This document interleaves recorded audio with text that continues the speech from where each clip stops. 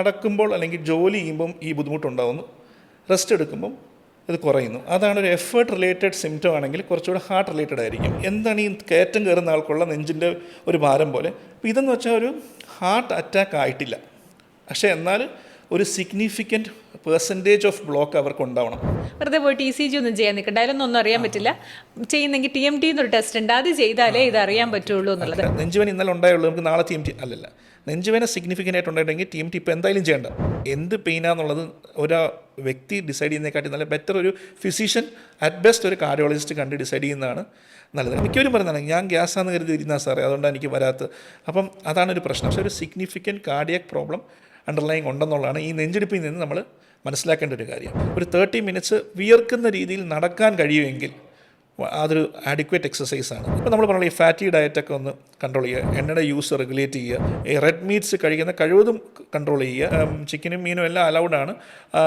അത് നമ്മൾ കറി വെച്ച പോലെ ഫ്രൈ പോലത്തെ ഐറ്റംസിലേക്ക് ഒന്ന് പോവാ, കഴിവത് റെഡ്യൂസ് ചെയ്യുക. നോട്ട് ടു സ്റ്റോപ്പ്, പക്ഷേ റെഡ്യൂസ് ചെയ്യുക മാക്സിമം. ഡോക്ടർ, ഞാൻ ഇന്നലെ ശരിക്കും ഒരു ER ഡിപ്പാർട്ട്മെൻറ്റിലെ ഡോക്ടറെ പോഡ്കാസ്റ്റ് ചെയ്യായിരുന്നു. അപ്പോൾ അദ്ദേഹം പറഞ്ഞൊരു സ്റ്റോറി ഉണ്ട്. അദ്ദേഹത്തിൻ്റെ എമർജൻസിയിലേക്ക് ഒരു ഭാര്യ, അതായത് മിഡിൽ ഏജ്ഡ് ആയിട്ടുള്ള ഒരു ഭാര്യ ഹസ്ബൻഡിനെ ഇങ്ങനെ പിടിച്ച് വലിച്ചുകൊണ്ട് വരികയാണ്. അപ്പോൾ എന്നിട്ട് വൈഫ് പറയുന്നുണ്ട്, ഡോക്ടറെ 2 ദിവസമായിട്ട് നെഞ്ചുവേദനയുണ്ട്, പക്ഷേ ഗ്യാസാന്ന് പറഞ്ഞിട്ട് വെറുതെ ഇരിക്കുകയാണ്. അപ്പോൾ ഹസ്ബൻഡ് പറയുന്നുണ്ട്, ഇല്ല ഡോക്ടർ, വെറുതെയാണ്, ഇവർക്ക് നല്ല സുഖമില്ലാഞ്ഞിട്ടാണ്, എനിക്കൊരു പ്രശ്നമില്ല, ജസ്റ്റ് എന്തോ കഴിച്ചതിൻ്റെ ഗ്യാസാണ്. അങ്ങനെ ഡോക്ടർ പറഞ്ഞു, ഓക്കെ നിങ്ങൾ വന്നല്ലേ, നമുക്ക് വെറുതെ ഒന്ന് ECG ഒക്കെ എടുക്കാമെന്ന് പറഞ്ഞ് ആളൊന്ന് സമാധാനിപ്പിച്ച് ECG എടുത്ത് നോക്കുമ്പോൾ പുള്ളിക്ക് ബ്ലോക്ക് ഉണ്ടായിരുന്നു. ആൻജിയോഗ്രാം ചെയ്തു, ആൻജിയോപ്ലാസ്റ്റി ചെയ്തു. കപ്പിൾ ഹാപ്പിയായി. ഹാപ്പി മീൻസ് കുഴപ്പമില്ലാതെ സുഖകരമായി തിരിച്ചു പോയി. അപ്പോൾ പലർക്കുള്ള സംശയമാണ്, എല്ലാ നെഞ്ചുവേദനയും ശരിക്കും ഹാർട്ടിൻ്റെ പ്രശ്നമാണോ? ഏത് തരത്തിലുള്ള നെഞ്ചുവേദന വന്നാൽ ഞാൻ ശ്രദ്ധിക്കണം? അതിനുള്ള മറുപടി എന്താണ്? അത് ഒരു കോമൺ പ്രോബ്ലമാണ്. ഇപ്പോൾ OP യിലായാലും എമർജൻസി ഡിപ്പാർട്ട്മെൻറ്റിലായാലും എപ്പോഴും ഒരു നെഞ്ചുവേദന എന്ന് കേൾക്കുമ്പം ഒരു ജനറൽ പബ്ലിക് എല്ലാവർക്കും ഒരു ടെൻഷൻ ഉണ്ടാക്കുന്ന കാര്യമാണ്. അതിൽ ഏറ്റവും കൂടുതൽ ലൈഫ് ത്രെറ്റനിങ് ആയിട്ടുള്ള ഏറ്റവും കൂടുതൽ എമർജൻസി ആയിട്ട് അറ്റൻഷൻ വേണ്ടത് ഒരു cardiac cause of chest pain തന്നെയായിരിക്കും. കാരണം നമ്മൾ കേട്ടുള്ള പോലെ ഹാർട്ട് അറ്റാക്ക് ഭയങ്കര പെട്ടെന്ന് തന്നെ ആളുടെ അവസ്ഥ മോശമാക്കാനും മരണം വരെ സംഭവിക്കാനും സാധ്യതയുള്ളൊരവസ്ഥയാണ്. അപ്പം ഈ ചെസ്റ്റ് പെയിൻ എന്ന് പറയുമ്പോൾ ചെസ്റ്റ് ഭാഗത്തുള്ള വേദനയാണ്. പല അവയവങ്ങൾ കൊണ്ടും ഈ നെഞ്ചുവേദന ഉണ്ടാവാം. അപ്പം പ്രൈമറിലി നമുക്ക് ആദ്യം എന്താണ് ഒരു ഹാർട്ട് റിലേറ്റഡ് നെഞ്ചുവേദന എന്നുള്ളതിനെ പറ്റി ഡീറ്റെയിൽസ് നോക്കുക. അതായത് ആ ഒരു നെഞ്ചുവേദന എന്ന് പറയുമ്പോൾ ഒരു നേച്ചർ ഓഫ് പെയിൻ എന്ന് പറയണമെങ്കിൽ ഒരു പെയിൻ എന്ന് പറഞ്ഞതൊരു മിസ്കൺസെപ്ഷനാണ്. എനിക്ക് നെഞ്ചുവേദന ഇല്ല, എരിച്ചിലേ ഉള്ളൂ. അല്ലല്ല, എരിച്ചിൽ നിന്നൊരു പ്രോപ്പർട്ടി അത് ഭയങ്കര വെൽ ഡിഫൈൻഡ് ആണ്. ഹാർട്ട് അറ്റാക്കിൻ്റെ പെയിൻ ഒരു ഹാർട്ട് ബേൺ, നെഞ്ചെരിച്ചിൽ. അപ്പോൾ അതാണ് പലപ്പോഴും നമുക്ക് ഗ്യാസ് കയറിയ പോലെ തന്നെ കുറച്ച് നേരത്തേക്ക് നിന്ന ഗ്യാസ് കയറ്റൽ പോലെ തോന്നി എന്നൊക്കെ പറയുന്നത് അതൊക്കെ നെഞ്ചുവേദനയുടെ ഭാഗമായിരിക്കാം. അതായിരിക്കാം. അല്ലെങ്കിൽ ഭാരം ഇരിക്കുന്ന പോലെ. ഇതൊന്നും പെയിൻ പെർസേ അല്ല, ഭാരം ഇരിക്കുന്ന പോലെ, പിടിച്ച് ഇറുക്കുന്ന പോലെ, കൺസ്ട്രിക്റ്റിംഗ് ടൈപ്പ് ഓഫ് പെയിൻ. നമ്മളെ പുറകിൽ നിന്നുള്ള പിടിച്ച് ഇറുക്കുന്ന പോലെ ഉള്ളിൽ നിന്നുള്ള വേദന, ഈ നെഞ്ചരിച്ചിൽ, ഈ ഭാരം ഇരിക്കുന്ന പോലത്തുള്ള വേദന. പിന്നെ ചില ആൾക്കാർക്ക് ഡിഫ്യൂസായിട്ട് അവർക്ക് പറയാൻ പറ്റാത്ത രീതിയിൽ തൊട്ട് കാണിക്കാൻ പറ്റാത്തൊരു വേദന, ഒരു ലോക്കലൈസബിൾ അല്ലാത്തൊരു വേദന, അങ്ങ് അവിടെ എവിടെയായിട്ടൊരു വേദനയുണ്ട്. അപ്പോൾ ഇതാണ് ആ നെഞ്ചുവേദന. പിന്നെ ദൈർഘ്യം പല രീതിയിൽ നിൽക്കാം. ഇതിൽ ഏറ്റവും കൂടുതൽ ശ്രദ്ധിക്കേണ്ട ഒരു കാര്യം, നമുക്ക് നമ്മുടെ ദൈനംദിന ജീവിതത്തിന് നമ്മൾ നടക്കുമ്പോൾ അല്ലെങ്കിൽ ജോലി ചെയ്യുമ്പം ഈ ബുദ്ധിമുട്ടുണ്ടാകുന്നു, റെസ്റ്റ് എടുക്കുമ്പം ഇത് കുറയുന്നു. അതാണ് ഒരു എഫേർട്ട് റിലേറ്റഡ് സിംറ്റം ആണെങ്കിൽ കുറച്ചുകൂടെ ഹാർട്ട് റിലേറ്റഡ് ആയിരിക്കും. ബാക്കി ഒരു സംഭവം അങ്ങനെ ഒരു എഫേർട്ട് റിലേറ്റഡ് ആയിട്ട് ബാക്കി നെഞ്ചുവേദനകൾ വരുന്നില്ല. പിന്നുള്ളൊരു കാര്യം എന്ന് വെച്ചാൽ ചില ആൾക്കാർക്ക് ഇത് ആദ്യമായിട്ട് റെസ്റ്റ് എടുക്കുമ്പോഴായിരിക്കും ഉണ്ടാകുന്നത്. അപ്പോൾ എല്ലാം എഫേർട്ട് റിലേറ്റഡ് ആയിട്ട് വന്നോളുന്നില്ല, പക്ഷേ ഭൂരിഭാഗം ആൾക്കാർക്കും എഫേർട്ട് റിലേറ്റഡ് വേഴ്സണിങ് ആയിരിക്കും ഇതിനുണ്ടാവുക. റെസ്റ്റ് എടുക്കുമ്പോൾ ഇത് കുറയും. ഇല്ല, ചില ആൾക്കാർക്ക് അങ്ങനെ ഒന്നും വരാത്തൊരാൾക്ക് ഒരു ദിവസം പെട്ടെന്ന് റെസ്റ്റിലിരിക്കുമ്പോൾ തന്നെ ആയിരിക്കും നെഞ്ചുവേദന വരുന്നത്. കാഠിന്യം കൂടിയ സിവിയർ ആയിട്ടുള്ള ഇതേ നേച്ചറിലുള്ള ചെസ്റ്റ് പെയിൻസ് ശ്രദ്ധിക്കണം. പിന്നെ ഇതിൻ്റെ കുറച്ച് കൂടെ വരുന്ന കാര്യങ്ങളുണ്ട്. അതായത് ഈ വേദന അല്ലെങ്കിൽ എരിച്ചിൽ അല്ലെങ്കിൽ ഒരു തരിപ്പ് കയ്യിലേക്ക് വ്യാപിക്കാം. ടെക്സ്റ്റ് ബുക്കിലൊക്കെ ഡെഫൈൻഡ് ആയിട്ടുള്ളത് കൂടുതലായിട്ടുള്ള ലെഫ്റ്റ് സൈഡിലെ കൈയിലേക്കാണ്. പക്ഷേ ബോത്ത് ആംസ് ആണ്. ഇപ്പോൾ റൈറ്റ് മാത്രം ആവാം, ബോത്ത് ആംസ് ആവാം. ലെഫ്റ്റ് ആണെങ്കിൽ ഭയങ്കര സ്പെസിഫിക് ആയിട്ട് വരാം. പിന്നെ നമുക്ക് ഇതിൻ്റെ വേറെ പറയുന്നത് വെച്ചാൽ കഴുത്തിലേക്ക് വരാം, ഇല്ലെങ്കിൽ നമ്മുടെ താടിയല്ലേ ജോസിലേക്ക് വരാം. അബ്ഡമനിലേക്കും പോകുന്ന പറഞ്ഞിട്ടുണ്ട്, പക്ഷേ അംബലിക്കസിന് മേളിലേക്ക്, പൊക്കിളിന് മേളിലേക്കുള്ള ഭാഗത്തേക്ക് വരെ ഇത് പോവാം. ഒരു തവണ ഞാൻ കണ്ടുള്ളൊരു പേഷ്യൻറ്റ് പറഞ്ഞു വെച്ചാൽ തീർത്തും വയറുവേദന എന്നാണ് പുള്ളി പറയുന്നത്.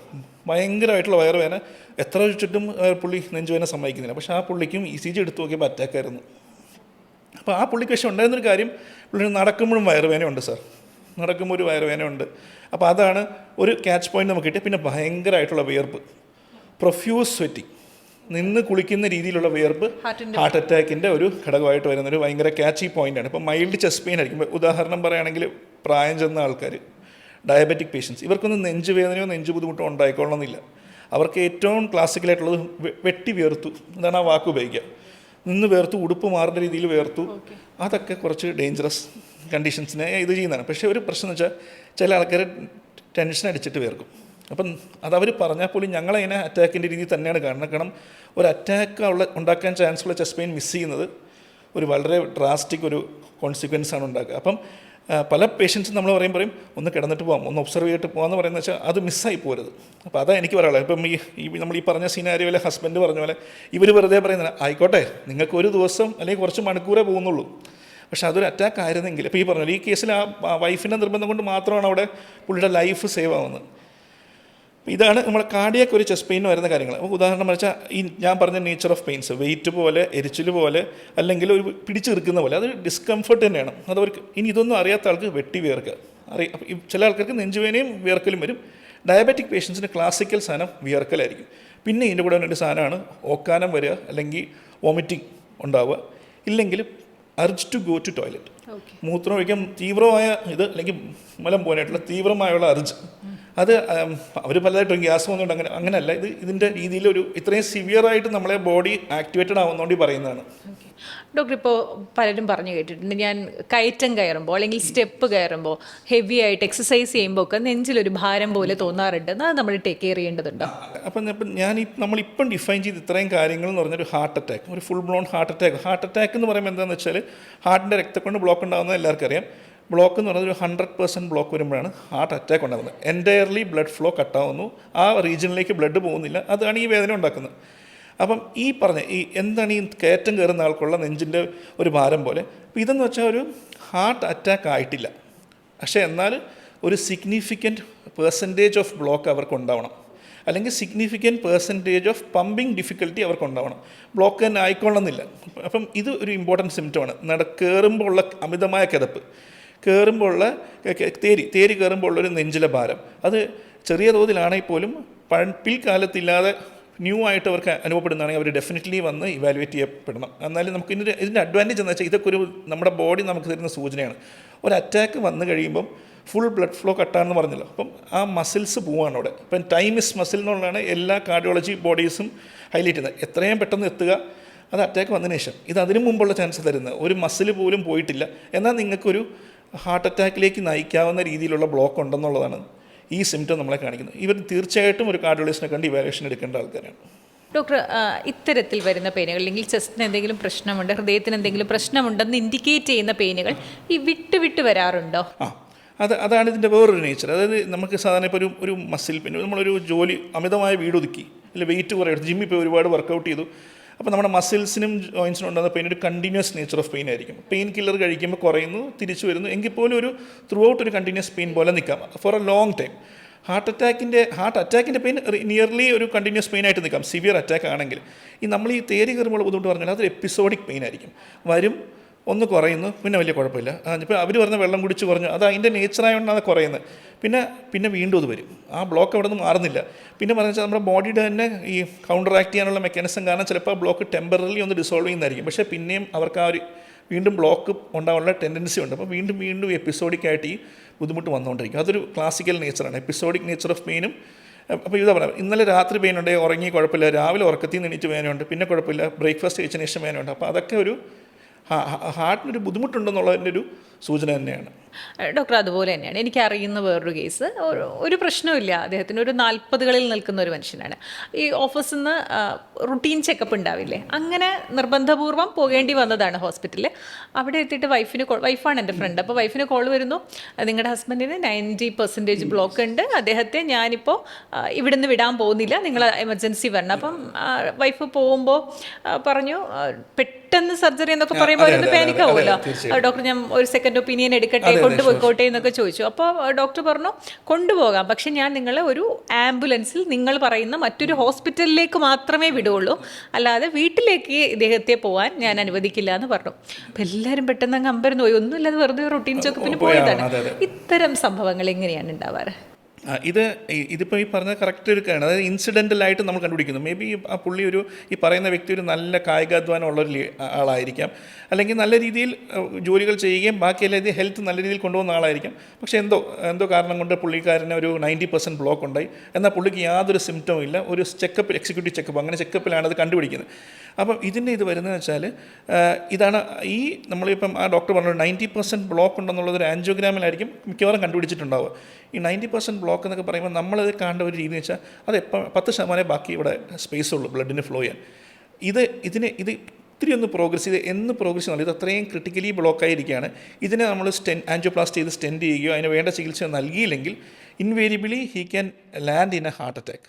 അത് എന്നുള്ളത് ഇറ്റ് ഡിപ്പെൻസ്. മേ ബി ഈ ഒരു വർഷത്തേക്ക് വന്നില്ല എന്ന് വരാം. പക്ഷേ ഈ ഒരു വർഷം എന്നൊക്കെ പറഞ്ഞാൽ നമ്മൾ ചുമ്മാ എക്സാജറേറ്റ് ചെയ്യുന്നതാണ്. ഇൻ നിയർ ഫ്യൂച്ചർ ഇത്രയും 90% നിൽക്കുന്ന രീതിയിൽ ബ്ലോക്ക് വന്ന ഒരാൾക്ക് എത്ര അടുത്ത് വേണോ ഒരു ഹാർട്ട് അറ്റാക്ക് വരാം. ഹാർട്ട് അറ്റാക്ക് വരുമ്പോൾ ഞാൻ നേരത്തെ പറഞ്ഞ നമ്മുടെ we are at a loss.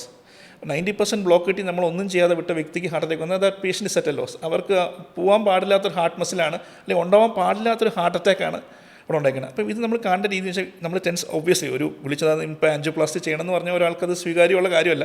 അപ്പം ഞാൻ കണ്ടിട്ടുള്ളൊരു കാര്യം എന്ന് വെച്ചാൽ ഇതുപോലെ തന്നെ എനിക്ക് കുഴപ്പമൊന്നും കാണില്ലായിരിക്കും അല്ലേ ഡോക്ടറെ? ഞാൻ പറഞ്ഞില്ല, നിങ്ങൾ ഈ പടിയൊക്കെ ചവിട്ടിക്കറിയില്ല, നിങ്ങൾക്കൊരു കുഴപ്പമില്ല, അന്നൊരു നെഞ്ചിൻ്റെ ബുദ്ധിമുട്ട് വന്നുകൊണ്ട് ചെയ്താണ്. TMT ഒരു സംശയമുള്ള ചേഞ്ചേ ഉള്ളൂ. പക്ഷേ പുള്ളിക്ക് 2 വെസലിലാണ് ബ്ലോക്ക് ഉണ്ടായിരുന്നത്. ഒരെണ്ണം 95% ആയിരുന്നു. പുള്ളി ബെഡിൽ നിന്ന് കരയായിരുന്നു. എനിക്കൊരു കുഴപ്പമില്ലാന്ന് വീട്ടിൽ പോയിരുന്നല്ലേ. അപ്പം ഞാൻ പറഞ്ഞു, നിങ്ങൾ ടെൻഷൻ അടിക്കേണ്ട, നിങ്ങൾക്ക് എന്താ അഡ്വാൻറ്റേജ്? നിങ്ങളുടെ ഹാർട്ട് മസിൽ ഒരെണ്ണത്തിന് പോലും ഒരു കേടുപാട് പറ്റിയിട്ടില്ല. നമ്മൾ ഭാഗ്യത്തിൻ്റെ പുറത്ത് ഇത് ചെയ്തതുകൊണ്ട് നിങ്ങൾക്ക് 95% ബ്ലോക്ക് ഉള്ളത് കണ്ടുപിടിച്ചു. ഇന്ന് നമ്മളിതിൻ്റെ ചികിത്സ ചെയ്യുകയാണ്, ആൻജിയോപ്ലാസ്റ്റി ചെയ്യുന്നതോടുകൂടി ഒരു ഹാർട്ട് അറ്റാക്ക് എന്തായാലും അവിടെ ഉണ്ടാകാനുള്ള സാധ്യത വളരെ ഉയർന്ന രീതിയിൽ നമ്മൾ അവോയ്ഡ് ചെയ്യുകയാണ്. ഇത് കറക്റ്റായ മെഡിസിൻസും കാര്യങ്ങളും. ഈ മറ്റേ ബ്ലോക്കുകൾ അത്രയും സിഗ്നിഫിക്കൻ്റ് അല്ല, പക്ഷേ ആൻജിയോപ്ലാസ്റ്റി വേണ്ടതായിരുന്നു. സബ്സിക്വൻറ്റ് വീക്സിലാണ് ചെയ്തത്. അപ്പം പുള്ളിയോട് നിങ്ങളൊരു ഇവൻ്റാണ് പ്രിവെൻറ്റ് ചെയ്തേക്കുന്നത്. അപ്പം ഞാനിപ്പോഴും പറയും, നിങ്ങൾ ടെൻഷൻ അടിക്കേണ്ട, ആൻജിയോപ്ലാസ്റ്റി ചെയ്യാൻ പറഞ്ഞു എന്നുള്ള ഉൾക്കൊള്ളാനുള്ള ബുദ്ധിമുട്ട് നോർമലാണ്. ഒരാൾ ഞങ്ങൾ വയ്ക്കുന്ന ലെവൽ ഓഫ് നോളജിലോ അല്ലേ വർക്ക് ചെയ്യുന്നത്. പക്ഷേ one way of seeing this is, നിങ്ങൾക്കൊരു ബുദ്ധിമുട്ടുണ്ടായത് നിങ്ങളെ ദൈവം രക്ഷിച്ചതാണ് ഈ ഒരു ചെക്കപ്പോ അല്ലെങ്കിൽ നിങ്ങൾക്ക് ഉണ്ടായ ബുദ്ധിമുട്ട്. അപ്പോൾ അന്ന് ആ പുള്ളി കരഞ്ഞാൽ പുള്ളി കുറച്ച് റിലീവ്ഡായി. പക്ഷേ പിന്നെ ഞാൻ എപ്പോഴും ഫോളോ അപ്പിന് മുമ്പ് എപ്പോഴും പറയുന്ന ഒരു കാര്യം അതാണ്.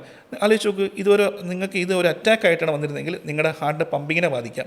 എത്രയോ ശതമാനം മസിൽസ് ലോസ് വന്നതിന് എത്ര വേഗത്തിൽ ചെയ്തെന്ന് പറഞ്ഞാലും പോയതാണ്. പിന്നെ ഇനി ഫർദറായിട്ട് പോകാതിരിക്കാനാണ് അറ്റാക്കിൽ എപ്പോഴും നമ്മളൊരു ആൻജിയോപ്ലാസ്റ്റി കൊണ്ട് എയിം ചെയ്യുന്നത്. അപ്പം ആ വേ ഓഫ് തോട്ട് ആയിരിക്കും നല്ലത്. അപ്പോൾ എന്തുകൊണ്ട് വന്നു വെച്ചാൽ we don't know. May be some genetic factor, maybe something is there. പിന്നെ വേറൊരു മെയിൻ പ്രശ്നം എനിക്ക് അഡ്രസ്സ് ചെയ്യാനുള്ളത്, എല്ലാ ടിപ്പ് ടോപ്പ് എല്ലാം വർക്കൗട്ട് ചെയ്യുന്ന ആൾ smokers. Nothing is there, family history ഇല്ല, ഒന്നുമില്ല, പക്ഷേ നല്ല പുകവലി ഈ ഹാർട്ട് അറ്റാക്കിനെ സംബന്ധിച്ചാൽ പുകവലി ഒരു ഭയങ്കര ഡിസാസ്റ്റേഴ്സ് ആയ ഒരു റിസ്ക് ഫാക്ടറാണ്. Nothing will be there. പക്ഷേ പിന്നെ പോരാത്തതിന് രക്തക്കുഴലിൻ്റെ സൈസിനെയും അതിൻ്റെ അനാറ്റമിനെയും ബാധിക്കും. നമുക്ക് even if we want to help him, we cannot with the available anatomy of his. Okay, രക്തക്കുഴലിൻ്റെ സൈസിനോ മറ്റു കാര്യങ്ങളോ വെച്ച് ആൻജിയോപ്ലാസ്റ്റി ചെയ്യാൻ പറ്റാത്ത രീതിയിൽ ചിലപ്പോൾ വന്ന് കാണും. അതൊരു ദുരിതം ഉണ്ടാക്കുന്ന അവസ്ഥയാണ്. സ്മോക്കിംഗ് ആണ് പിന്നെ ഒരു സ്റ്റാൻഡ് ഔട്ട് ആയിട്ടൊരു ഫാക്ടർ ഉണ്ട്. ഒരു കുഴപ്പമില്ല, അയാൾ ഈ പുകവലി മാത്രമേ ഉള്ളൂ. അതാണ് ഒരു പ്രശ്നമായിട്ട് കണ്ടിട്ട്. ഡോക്ടർ അങ്ങ് പറഞ്ഞതെന്ന് എനിക്കൊരു ക്ലാരിറ്റിക്ക് വേണ്ടി ഒരു കാര്യം ചോദിച്ചോട്ടെ. നിങ്ങളുടെ ഹൃദയത്തിലേക്കുള്ള രക്തക്കുഴലിൽ ബ്ലോക്ക് ഉണ്ട്, പക്ഷേ അത് നിങ്ങളുടെ ഹൃദയത്തിലെ മസിലുകളെ ബാധിച്ചിട്ടില്ല. അങ്ങനെ വരുമ്പോഴാണ് വേദനയില്ലാതെ ഈ ബ്ലോക്കുകൾ തിരിച്ചറിയപ്പെടുന്നത്. അതെ, ഇപ്പം ഈ പുള്ളി ഇങ്ങനെ എക്സിക്യൂട്ടീവ് ചെക്കപ്പ് എന്ന് പറഞ്ഞു.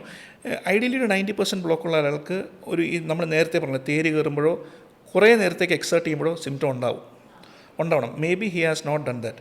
നമ്മൾ അങ്ങനെ ചെയ്യാത്തൊരു, ഇപ്പോൾ ഒരു സെഡൻഡറി ലൈഫ് എടുക്കുന്ന ഒരാൾ, അവർക്ക് ഇങ്ങനെ ഒരു ബ്ലോക്ക് ഉണ്ട്, എങ്ങനെ കണ്ടുപിടിക്കുന്നത്? ഞങ്ങൾ അതിനാണ് TMT ടെസ്റ്റ് ചെയ്യുന്നത്. TMT ഒരു എക്സസൈസ് സ്ട്രെസ് ടെസ്റ്റാണ്. എക്സസൈസ് ചെയ്യിപ്പിച്ച് ഹാർട്ടിനെ സ്ട്രെസ് ചെയ്യിച്ച്, അപ്പോൾ അത്രയും ആക്ടിവിറ്റിയിലേക്ക് ഈ 10%, 90% മിച്ചമുള്ള 10% ഉള്ള ബ്ലഡ് ഫ്ലോ പോരാ. അപ്പം നമ്മുടെ ഡിമാൻഡ് കൂടാണ്. അതപ്പോൾ ഈ 90% ബ്ലോക്കിനെ ബ്രിങ് ഔട്ട് ചെയ്യും. അത് നമുക്ക് വരുന്ന ബുദ്ധിമുട്ടായിട്ട് അറിയുന്നത്. അതാണ് നമ്മളെ ആൻജിയോഗ്രാമിലേക്ക് നയിക്കുന്നത്. അതാണ് TMT പോസിറ്റീവ് ആണെങ്കിൽ ബെറ്റർ ഡു ആൻ ആൻജിയോഗ്രാം മാത്രമേ നിങ്ങൾക്ക് എത്ര % ബ്ലോക്കെന്ന് നമുക്ക് കണ്ടുപിടിക്കാൻ പറ്റത്തുള്ളൂ.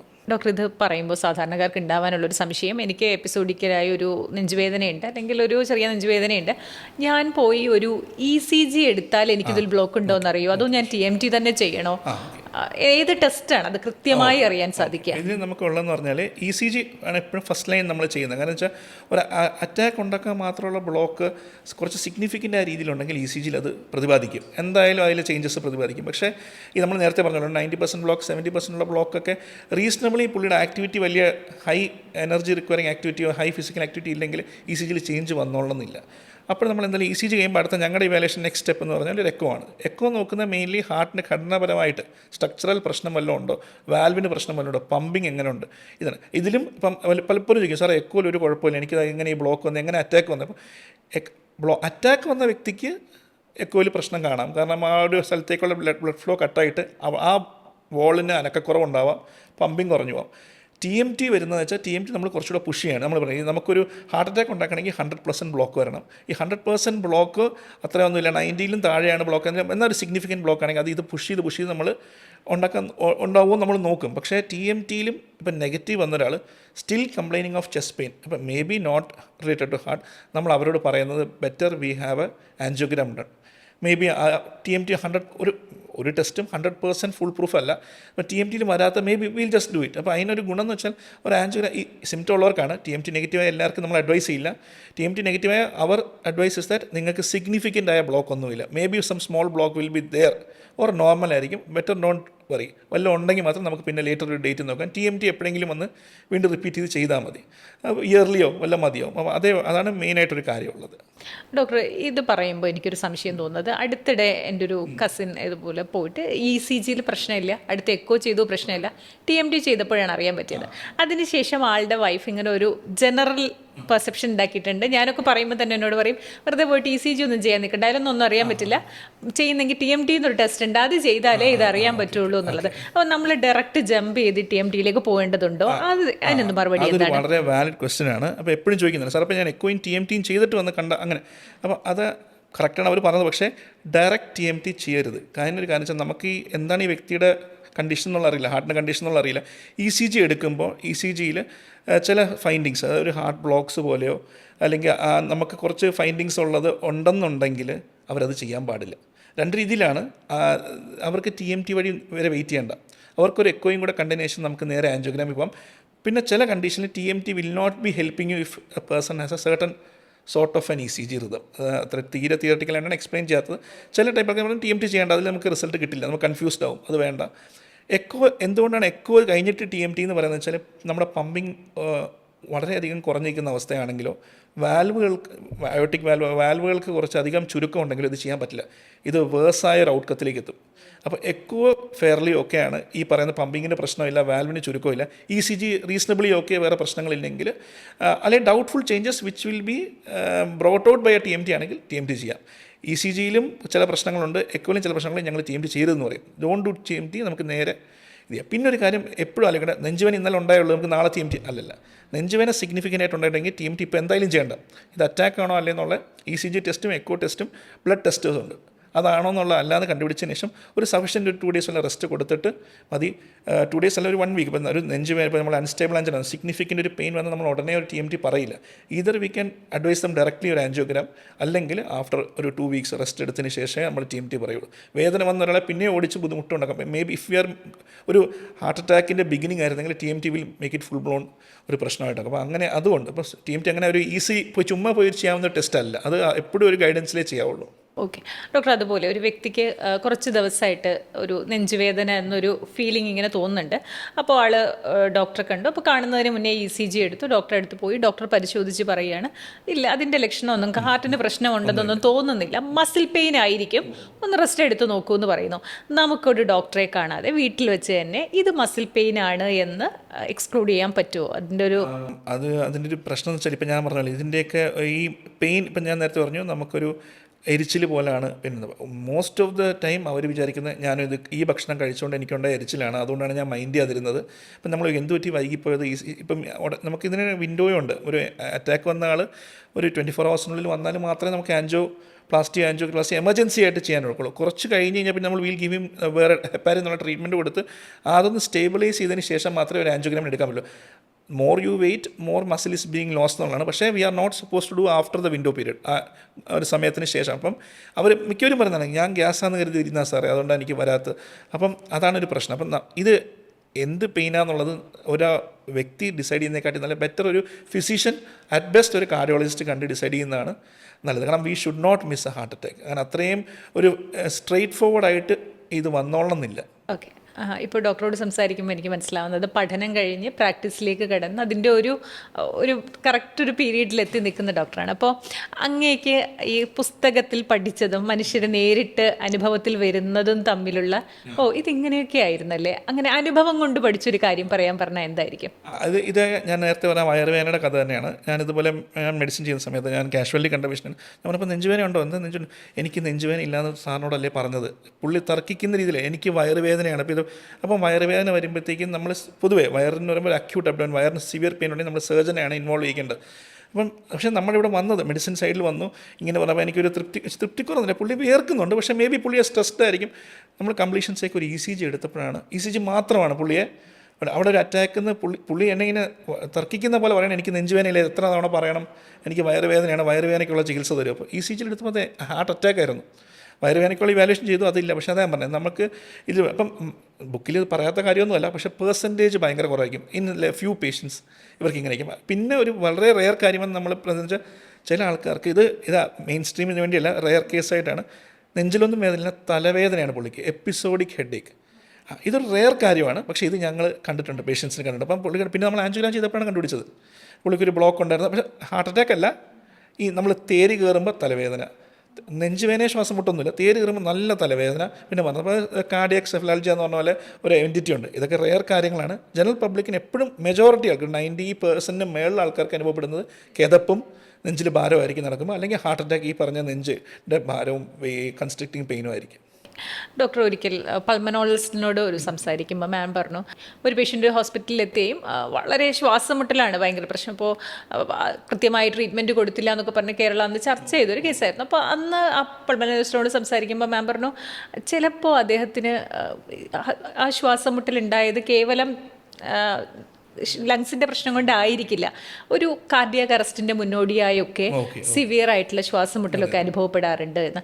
അത് ശരിക്കും ഒരു പുതിയ അറിവായിരുന്നു. അത്തരത്തിൽ ലക്ഷണങ്ങൾ കാണിക്കാറുണ്ടോ? അതിൻ്റെ ഇതിൽ നമ്മൾ പറയുന്നത് വെച്ചാൽ നെഞ്ചുവേദനയാണ് എല്ലാവരും ഹാർട്ടുമായിട്ട് റിലേറ്റ് ചെയ്ത് വരുന്നത്. ഇതേപോലെ ഒരു ഇമ്പോർട്ടൻറ്റ് സിംറ്റമാണ് ശ്വാസം മുട്ടൽ. അപ്പോൾ എന്താണ് ഈ ശ്വാസം മുട്ടൽ? ഹാർട്ടിൻ്റെ ആണെന്ന് പറയാൻ നമുക്കൊരു സൂചന കിട്ടുന്നത് നമ്മൾ നേരത്തെ പറഞ്ഞ കാര്യത്തിന് എഫേർട്ട് റിലേറ്റഡ് ആണോ, തേര് കയറുമ്പോഴുള്ള ശ്വാസം മുട്ട് കിതപ്പാണോ, ഈ അല്ലാതെ ജോലി ചെയ്യുമ്പോഴുള്ള കിതപ്പോ ശ്വാസം മുട്ടാണോ, പിന്നെ ഒരു കാര്യം പെട്ടെന്നുണ്ടായ ശ്വാസം മുട്ടാണോ, 2 ആഴ്ച 1 മാസത്തിനുള്ളിലുണ്ടായ ശ്വാസം മുട്ടാണോ. ഒരു ആസ്മയുള്ള രോഗിക്ക് ശ്വാസം മുട്ടുണ്ടാകുമ്പോൾ നമ്മളിങ്ങനെ ചിന്തിക്കേണ്ട ഒരു ആവശ്യമില്ല, ഇങ്ങനെ വന്നുകൂടാന്നല്ല പറയുന്നത്. പക്ഷേ അവർക്കപ്പോൾ അറിയാം, എനിക്ക് പണ്ടുള്ള ശ്വാസം മുട്ട് ഇപ്പോൾ കൂടിയിട്ടുണ്ട്, ഒരു പനി എന്തോ വന്നിട്ടുണ്ട്, അത് വെച്ച് കൂടിയിട്ടുണ്ട്, അവർ പറയും. ഇല്ലാത്തതെന്ന് വെച്ചാൽ എനിക്ക് ഒരു കുഴപ്പമില്ലാത്ത ആളാണ്, നോർമലായിരുന്നു, ഈ 70 വയസ്സ് വരെ നോർമൽ, പക്ഷേ ഈ കഴിഞ്ഞ 1 മാസമായിട്ട് ശ്വാസം മുട്ടുണ്ട്, അത് കൂടുന്നുണ്ട്, ഈ ഒരു 3 days ആയിട്ട് എനിക്ക് കിടക്കാൻ പോലും പറ്റുന്നില്ല, നല്ല ശ്വാസം മുട്ട്. അപ്പോൾ ഈ ശ്വാസം മുട്ടെന്ന് വെച്ചാൽ നമ്മൾ അക്യൂട്ട് ഓൺസെറ്റ്, വളരെ ചുരുങ്ങിയ സമയത്ത് ഭയങ്കരമായിട്ട് പ്രോഗ്രസ് ചെയ്ത ഒരു ശ്വാസം മുട്ട്, അതൊരു കാർഡിയാക് ഇവൻ്റ് ആണോ എന്നുള്ളത് നോക്കണം. പിന്നെ ഈ നമ്മൾ ലങ്സുമായിട്ട് റിലേറ്റ് ചെയ്യുമ്പോൾ കൂടുതലുള്ള പനി, ചുമ തുടങ്ങിയ സാധനങ്ങൾ ഇതിനോട് അസോസിയേറ്റ് ആണെങ്കിൽ കൂടുതലും അത് ലങ്സ് റിലേറ്റഡ് ആയിരിക്കും. വെറുതെ ഒരു ശ്വാസം മുട്ട് മാത്രമായിട്ട് തുടങ്ങുന്ന ഒരു ബുദ്ധിമുട്ട് കൂടുതലും ഹാർട്ടിന് ആയിരിക്കും. ശ്വാസം മുട്ടും അതുപോലെ തന്നെ ആ ശ്വാസം മുട്ട് നല്ല ബുദ്ധിമുട്ടുണ്ടാക്കുന്നതായിരിക്കും. ഇവർ പലപ്പോഴും ആക്ടിവിറ്റി റെസ്ട്രിക്റ്റ് ചെയ്ത് ശ്വാസം മുട്ട് ഉണ്ടാകാതിരിക്കാൻ വേണ്ടിയുള്ള ചെയ്യും. തീരെ കിടക്കാൻ നേരത്തെ ശ്വാസം മുട്ട് വരുമ്പോഴാണ് പേഷ്യൻസ് വരാറ്. അങ്ങനെ ഒരുപാട് പേര് വരാറുണ്ട്. അപ്പോൾ അതാ നമ്മൾ പറഞ്ഞാൽ നമ്മളെന്താ പറയുക, ഈ ചെസ്റ്റ് പെയിന് പകരം മിമിക് ചെയ്യുന്ന അഞ്ചൈന മിമിക്കേഴ്സ് എന്ന് പറയും. അഞ്ചൈന എന്ന് പറഞ്ഞാൽ ചെസ്റ്റ് പെയിനാണ്, ഹാർട്ട് അറ്റാക്കിന് ശ്വാസം മുട്ട് ഒരു ക്രൈറ്റീരിയ വരുന്നതാണ്. അതുപോലെ തന്നെ ഒരു കാര്യമാണ് നെഞ്ചിടിപ്പ്. ഇതുവരെ ഒന്നും കുഴപ്പമില്ലാതെ ഇപ്പോൾ ഞാനൊന്ന് ഇത്തിരി നടന്നു കഴിയുമ്പോൾ എനിക്ക് നല്ല നെഞ്ചിടിപ്പുണ്ട്. ആ നെഞ്ചിടിപ്പ് നമുക്ക് പല കാര്യം കൊണ്ട് വരാം, ഹാർട്ടിൻ്റെ തന്നെ, പക്ഷേ ഒരു ഹാർട്ട് അറ്റാക്കിൻ്റെ മുന്നോടിയാണോ എന്നുള്ളത് നോക്കണം. ഓക്കെ. ഈ നെഞ്ചിടിപ്പിൻ്റെ ഈ നെഞ്ചിലെ താളത്തിൻ്റെ വ്യത്യാസം അത് നമുക്ക് തന്നെ അനുഭവപ്പെടുമോ? ആ വ്യത്യാസം എങ്ങനെയാണ് ഹൃദയാരോഗ്യവുമായി ബന്ധപ്പെട്ടിരിക്കുന്നത്? ഈ നെഞ്ചിൻ്റെ ഇടിപ്പ് നോർമലി ഉള്ള ഒരാൾക്കറിയാം, ഞാൻ നടക്കുമ്പോൾ ഒന്ന് സ്പീഡ് കൂടുമെങ്കിലും അതുപോലെ ഒരു 2-3 സെക്കൻഡിനുള്ളിൽ തന്നെ അത് സെറ്റിൽ ചെയ്യുന്നുണ്ട് റെസ്റ്റ് എടുക്കുമ്പോഴത്തേക്കും. ഈ താളം തെറ്റിയുള്ള ഇടുപ്പ് ഇതേപോലെ എഫേർട്ട് റിലേറ്റഡ് ആയിരിക്കണം. കൂടുതലും ഹാർട്ട് അറ്റാക്കുമായിട്ട് അല്ലെങ്കിൽ ഹാർട്ടിൻ്റെ വെസൽസിൽ ബ്ലോക്ക് ഉണ്ടാകുമ്പോൾ ഉള്ള പോലത്തെ ഇതാണെങ്കിൽ അവർക്ക് നല്ല ശ്രദ്ധിക്കുന്ന ഒരാൾക്ക് പറയാനൊക്കും ഇത് റെഗുലറാണോ, താളത്തിലാണോ സ്പീഡ് കൂടുന്നത്, അതോ തോന്നിയ പോലെ മാറി ഹാഫ് എസേർഡായിട്ട് അതൊരു ഇറഗുലറായ രീതിയിലാണോ ഇത് സ്പീഡ് കൂടുന്നത്. പിന്നെ അവർ പറയും, സാറേ ഞാൻ കുറച്ച് റെസ്റ്റ് ചെയ്യുമ്പോൾ തന്നെ മാറുന്നുണ്ട്. പിന്നെ ഇതിന് പ്രോഗ്രഷൻ ഉണ്ട്, സ്പീഡിൽ കൂടുന്നു, സ്പീഡിൽ ഇറങ്ങുന്നു, ഭയങ്കര പതുക്കെ കയറി വരുന്നു, ഭയങ്കര പതുക്കെ ഇത് വിട്ടുപോകുന്നുള്ളൂ. അത് പിന്നെ ഇത് പിന്നെയും പോയി വന്നും ഇരിക്കുക സാധനം, ആ എപ്പിസോഡിക് നേച്ചർ വന്നിട്ടുണ്ട്. ഇതെല്ലാം ഹാർട്ട് അറ്റാക്ക് ആണെന്നല്ല പറയുന്നത്, പക്ഷേ ഒരു സിഗ്നിഫിക്കൻറ്റ് കാർഡിയാക് പ്രോബ്ലം അണ്ടർലൈങ് ഉണ്ടെന്നുള്ളതാണ് ഈ നെഞ്ചിടിപ്പിൽ നിന്ന് നമ്മൾ മനസ്സിലാക്കേണ്ട ഒരു കാര്യം. May not be entirely heart attack, പക്ഷേ ഒരു സിഗ്നിഫിക്കൻറ്റ് ഹാർട്ട് പ്രോബ്ലം ഉണ്ട്. ആ നെഞ്ചിടിപ്പ് എന്താ അഡ്രസ്സ് ചെയ്യണം നമ്മൾ, ആ നെഞ്ചിടിപ്പിൻ്റെ വ്യത്യാസം. ഓക്കെ, ഡോക്ടർ ഇത് പറയുമ്പോൾ എനിക്ക് മനസ്സിലാവുന്ന നമ്മളെടുക്കുന്ന എഫേർട്ട് അല്ലെങ്കിൽ ജോലി, വ്യായാമം ആയിക്കോട്ടെ, എല്ലാം ഹൃദയത്തിൻ്റെ ഒരു താളവുമായും ഹൃദയത്തിൻ്റെ ആരോഗ്യവുമായും ബന്ധപ്പെട്ടിരിക്കുന്നു. നമ്മൾ ഈ ലങ്സിൻ്റെ പ്രശ്നമായിട്ടൊക്കെ പോകുമ്പോൾ ഡോക്ടർ പറയും ഈ എക്സസൈസൊക്കെ ചെയ്യൂ, അപ്പം ഹൃദയത്തിൻ്റെ ലങ്സിൻ്റെ കപ്പാസിറ്റി കൂടും, പ്രാണായാമം ചെയ്യൂ, അല്ലെങ്കിൽ ചില എക്സസൈസൊക്കെ പറയൂ. അതൊക്കെ അത്തരത്തിൽ നിങ്ങളുടെ ഹൃദയത്തിൻ്റെ ആരോഗ്യം ഒന്ന് ഗുണപ്പെടുത്തി വെക്കാൻ അല്ലെങ്കിൽ മെച്ചപ്പെടുത്തി വെക്കാൻ നിങ്ങൾക്ക് ചെയ്യാൻ പറ്റുന്ന എക്സസൈസസോ പാലിക്കാൻ പറ്റുന്ന കാര്യങ്ങളോ ഉണ്ടോ? അത് ഏറ്റവും ഇമ്പോർട്ടൻ്റ് വെച്ചാൽ നമുക്ക് ഇപ്പോൾ എല്ലാ ഫോക്കസും വരുന്നത് പ്രിവെൻറ്റീവ് കാർഡിയോളജി. അതായത് ഒരു ഇവൻ്റ് ഉണ്ടാവരുത്, കാർഡിയാക് ഹെൽത്ത് മാക്സിമം മെച്ചപ്പെടുത്തി കൊണ്ടുപോകുക എന്നുള്ളതാണ് ഒരു ഭയങ്കര വലിയ ഫാക്ടർ ഉള്ള ഒരു കാര്യമാണ് നമ്മുടെ ലൈഫ് സ്റ്റൈൽ. അപ്പം ഭൂരിഭാഗം നമ്മുടെ ജനറേഷൻ എല്ലാവരും ഒരു ഓഫീസ് വർക്ക് ഉള്ള ആൾക്കാർ, മാനുവൽ ലേബർ ചെയ്യുന്ന ആൾക്കാർ വളരെ കുറവായിരിക്കും. അപ്പം make it A point that you exercise. അപ്പം ഹൗ മച്ച് എന്നുള്ളതിൻ്റെ ആൻസർ ഇപ്പം അമേരിക്കൻ ഹാർട്ട് അസോസിയേഷൻ പറയുന്നത് 30 minutes ഓഫ് ബ്രിസ്ക് വാക്കിംഗ്. ഒരു സംസാരിച്ചുകൊണ്ടുള്ള നടത്തമല്ല, സ്പീഡിൽ നടക്കാൻ വേണ്ടി സമയം മാറ്റി വെച്ചുള്ള 30 minutes ഉള്ള ബ്രിസ്ക് വാക്കിംഗ് എവറി ഡേ. പിന്നെ ഒരു 3 days ഒരു വെയിറ്റ് ട്രെയിനിങ്. ജിമ്മിൽ പോണവരാണെങ്കിൽ 3 days ഓർ മോറാണ്. 3 days നമുക്ക് പറ്റുന്ന പോലത്തെ ഒരു വെയിറ്റ് ട്രെയിനിങ്. അപ്പോൾ വെയിറ്റ് ട്രെയിനിങ്ങും അതിൻ്റെ ഒരു ആഡഡ് ബെനിഫിറ്റ് തരും. മറ്റേത് എയറോബിക് ആക്ടിവിറ്റിയാണ് ബ്രിസ്ക് വാക്കിംഗ്. പിന്നെ നമ്മുടെ ഡയറ്റ്, നമ്മളെ കാലറി ഡെഫിസിറ്റ് ഡയറ്റോ കാലറി മെയിൻ്റനൻസ് ഡയറ്റോ കഴിക്കുക. അമിതവണ്ണം ഉണ്ടെങ്കിൽ അത് കുറയ്ക്കാൻ വേണ്ടി ശ്രമിക്കുക. ഏറ്റവും ഇമ്പോർട്ടൻറ്റ് ഈ അഡിക്ഷൻസ്, ആൽക്കഹോൾ ആയിക്കോട്ടെ, നമ്മുടെ സ്മോക്കിംഗ് ഒരു ഭയങ്കര ഡ്രാസ്റ്റിക്കായിട്ട് നമ്മളെ ഡിറ്റീരിയേറ്റ് ചെയ്യുന്ന ഒരു കണ്ടീഷനാണ്. സ്മോക്കിംഗ് 0 ഫുള്ളി വിടുക. Alcohol also better to restrict completely. കാരണം ഒക്കേഷണൽ നമ്മൾ ആരും സ്ട്രിക്റ്റായിട്ട് പറയുന്നില്ലെങ്കിലും we don't know every person. കാരണം ഈ ആൽക്കഹോൾ ഓരോ ആൾക്കാർക്ക് ഓരോ രീതിയിലായിരിക്കും ഇമ്പാക്റ്റ് ചെയ്യുക. ആൽക്കഹോൾ കൊണ്ട് മാത്രം ഹാർട്ടിൻ്റെ മസിൽ വീക്ക് ആവുന്ന കണ്ടീഷൻസ് ഉണ്ട്, നോട്ട് ഹാർട്ട് അറ്റാക്ക്. അങ്ങനെ ഒരു വ്യക്തിക്ക് ഒരു ചെറിയ ബ്ലോക്ക് ഉണ്ടെങ്കിൽ it will be much bad than a person with a normal heart muscle. അതുകൊണ്ടാണ് ആൽക്കഹോൾ സ്റ്റോപ്പ് ചെയ്യാൻ പറയുന്നത്. ഡയറക്റ്റ് റിലേഷൻ ഉള്ളത് സ്മോക്കിംഗ് ആണ്. Smoking will definitely worsen your coronary artery, ഹാർട്ടിൻ്റെ ആർട്ടറിയാണ്, അതിനെ ഡെഫിനറ്റ്ലി അഫക്റ്റ് ചെയ്യുന്നതാണ്. പിന്നെ ഉള്ളൊരു കാര്യം, ഒരു ഡയബറ്റിക് മിക്ക ആൾക്കാരും ഡയബറ്റിക്, ഹൈപ്പർ ടെൻസീവ് അല്ലെങ്കിൽ കൊളസ്ട്രോൾ ഉള്ളതാണെങ്കിൽ നിങ്ങളുടെ എല്ലാ പാരാമീറ്റേഴ്സും നോർമലാണെന്ന് ചെക്ക് ചെയ്യുക. ഡയബറ്റിക് ആണെങ്കിൽ ഡയബറ്റിക്സ് കൺട്രോൾ ചെയ്യുക. ഹൈപ്പർ ടെൻസീവ് ആണെങ്കിൽ BP കൺട്രോൾ ആണോ എന്ന് ഫ്രീക്വൻ്റ് ആയിട്ട് നോക്കി ചെയ്യുക. കൊളസ്ട്രോൾ ആണെങ്കിൽ കൊളസ്ട്രോൾ കറക്റ്റായിട്ട് ആ ഡോക്ടറിൻ്റെ അഡ്വൈസ് പ്രകാരം മരുന്ന് മോഡിഫൈ ചെയ്ത് കീപ്പ് ചെയ്യുക. ഇതെല്ലാം കൺട്രോൾ ചെയ്ത് കഴിഞ്ഞാൽ പിന്നെ ഒരു സാധനം ലീവ് ചെയ്യുന്നത് ജെനറ്റിക്സ് ആണ്. That we are unable to treat. But ഇതൊക്കെ ഉള്ള ആൾക്ക് ഒരു ഇവൻറ്റ് ജെനറ്റിക്കലി സ്ട്രോങ് ആണെങ്കിൽ പോലും ഉണ്ടാവുന്നത് റിസ്ക് പരമാവധി കുറയ്ക്കാം. നമ്മളെ കൊണ്ടാവുന്ന രീതിയിൽ മാക്സിമം കുറയ്ക്കാൻ പറ്റും. ഡോക്ടർ ഈ വർക്കൗട്ടിൻ്റെ കാര്യം പറഞ്ഞപ്പോൾ എനിക്ക് പെട്ടെന്ന് ഓർമ്മ വന്നത്, എല്ലാ ജിമ്മിലും ഉണ്ടാവും ഒരു കാർഡിയോയ്ക്ക് ഒരു സെക്ഷൻ. അത് ചിലപ്പോൾ നമ്മൾ വൺസ് ഇൻ എ വീക്ക് ആയിരിക്കും, അല്ലെങ്കിൽ ട്വൈസ് ഇൻ എ വീക്ക് ആയിരിക്കും നമ്മൾ ചെയ്യുന്നത്. ഈ കാർഡിയോ എക്സസൈസ് ചെയ്യുന്നത് ശരിക്കും ഹാർട്ടിന് നല്ലതാണ്. പിന്നെ തീർച്ചയായിട്ടും അതാണ് എയറോബിക് എക്സസൈസ് എന്ന് പറയുന്നത്. കാർഡിയോക്ക് എക്സസൈസ് ആണ് എപ്പോഴും ഹാർട്ടിന് ഇതായിട്ടുള്ള. ജിമ്മിൽ എന്ന് പറയുമ്പോൾ നമ്മൾ കുറച്ചുകൂടി കോമ്പറ്റീറ്റീവ് ആയിട്ടായിരിക്കും ചെയ്യുന്നത്. നമ്മൾ ചെറുതെ നടക്കുന്ന പോലെ നടക്കത്തില്ല, കുറച്ചുകൂടെ സ്പീഡിലായിരിക്കും. ആ ട്രെഡ്മില്ലിൽ നടക്കുന്ന പോലെ നടത്തും. ഇൻക്ലൈനും കാര്യങ്ങളും ഒന്നുമല്ല പറയുന്നത്, പ്ലെയിൻ ലെവലിൽ തന്നെ ഒരു 30 minutes വിയർക്കുന്ന രീതിയിൽ നടക്കാൻ കഴിയുമെങ്കിൽ അതൊരു ആഡിക്വേറ്റ് എക്സസൈസാണ്. ജിമ്മിൽ പോകണമെന്നില്ല, ഇപ്പോൾ സമയം എല്ലാവർക്കും കിട്ടണമെന്നില്ല. വെയിറ്റ് ട്രെയിനിങ് ചെയ്യാൻ പറ്റില്ലെങ്കിൽ എന്തെങ്കിലും ഒരു ഭാരമുള്ള വസ്തു വെച്ച് നമുക്ക് യൂട്യൂബിൽ കാണുന്ന പോലത്തെ അല്ലെങ്കിൽ നമുക്കറിയാവുന്ന എല്ലാ മസിൽസും മൂവ് ചെയ്യാനോ, പുഷപ്സ്, ഈ സിറ്റപ്പ് പോലത്തെ കാര്യങ്ങളൊക്കെ ചെയ്ത് കഴിഞ്ഞാൽ, സ്ക്വാറ്റ്സ് ഒക്കെ ചെയ്ത് കഴിഞ്ഞാൽ തന്നെ മോർ ദാൻ ഇനഫാണ്. നമുക്കൊരു റീസണബിളി വെല്ലായിട്ട് പോകാം. പിന്നെ നമ്മൾ പറഞ്ഞാലും ഒരു ഹെൽത്ത് മെയിൻറ്റെയിൻ ചെയ്യുന്ന എപ്പോഴും ഡയറ്റാണ്. ഡയറ്റ് ഒരു 80% ഡയറ്റിൻ്റെ റോൾ വരും. അപ്പോൾ നമ്മൾ പറഞ്ഞാൽ ഈ ഫാറ്റി ഡയറ്റൊക്കെ ഒന്ന് കൺട്രോൾ ചെയ്യുക, എണ്ണയുടെ യൂസ് റെഗുലേറ്റ് ചെയ്യുക, ഈ റെഡ് മീറ്റ്സ് കഴിക്കുന്ന കഴിവതും കൺട്രോൾ ചെയ്യുക. ചിക്കനും മീനും എല്ലാം അലൗഡാണ്. അത് നമ്മൾ കറി വെച്ച പോലെ ഫ്രൈ പോലത്തെ ഐറ്റംസിലേക്ക് ഒന്ന് പോകാൻ കഴിവത് റെഡ്യൂസ് ചെയ്യുക. നോട്ട് ടു സ്റ്റോപ്പ്, പക്ഷേ റെഡ്യൂസ് ചെയ്യുക മാക്സിമം. ഡോക്ടർ ഈ ഡയറ്റിൻ്റെ കാര്യം പറഞ്ഞു. അപ്പോൾ കഴിഞ്ഞ ദിവസം ഒരു നെഫ്രോളജി ഡോക്ടറോട് സംസാരിക്കുമ്പോൾ അദ്ദേഹം പറഞ്ഞു, നിങ്ങൾ പ്രോട്ടീൻ ഡയറ്റ് എടുത്തോളൂ, പക്ഷേ നിങ്ങൾക്ക് കിഡ്നിക്കൊരു പ്രശ്നമില്ല എന്ന് ഉറപ്പാക്കിയ ശേഷം എന്ന് പറഞ്ഞു. അതുപോലെ പ്രോട്ടീൻ ശരിക്കും ഹൃദയത്തിന് നല്ലതാണ്. പ്രോട്ടീൻ ആസ് സച്ച് ഹാർട്ടിനെന്നല്ല, ജനറൽ ഒരു ബോഡിയുടെ വെൽബീയിങ്ങിന് പ്രോട്ടീൻ ഭയങ്കര ഒരു ആഡിക്വേറ്റ് കോമ്പണൻ്റ് ആണ്. അതിന് ഏറ്റവും നല്ല എക്സാമ്പിളായിട്ട് പറയുന്നത് എഗ് വൈറ്റ്, മുട്ടയുടെ വെള്ള തന്നെയാണ്. പിന്നെ ആനിമൽ പ്രോട്ടീൻസ് ആണ് ഡെഫിനറ്റ്ലി ഈൽഡ് കൂടുതൽ പ്ലാന്റ് പ്രോട്ടീനെക്കാട്ടിയും. അപ്പം ആ ഒരു ഭാഗത്ത് പ്രോട്ടീൻ എപ്പോഴും നമ്മുടെ ഹാർട്ടിന് പേഴ്സേ അല്ല, ജനറൽ കാർഡിയാക് ആക്ടിവിറ്റിക്ക് എല്ലാത്തിനും ഈ പ്രോട്ടീൻ ആയിരിക്കും ഒരു building block of our body. അത് നല്ലൊരു കോമ്പണൻ്റ് തന്നെയാണ്. പിന്നെ നെഫ്രോളജിസ്റ്റ് അഡ്വൈസാണ് ഏറ്റവും കറക്റ്റ്. കിഡ്നിക്ക് പ്രശ്നം ഉണ്ടെങ്കിൽ പ്രോട്ടീൻ ലോഡ് ചെയ്ത് കഴിഞ്ഞാൽ that lead to problems. Doctor അതുപോലെ തന്നെയാണ് ഒരു കരളിൻ്റെ ഡോക്ടറും കിഡ്നിയുടെ ഡോക്ടറും ഒക്കെ പറഞ്ഞ ശരീരത്തിൻ്റെ ഒരു സിംറ്റമാണ്, നിങ്ങൾ മെലിഞ്ഞിരിക്കുന്നെങ്കിലും നിങ്ങളുടെ വയറിൻ്റെ ഭാഗത്ത് വണ്ണമുണ്ടെങ്കിൽ നിങ്ങൾ ശ്രദ്ധിക്കണമെന്ന് പറഞ്ഞു.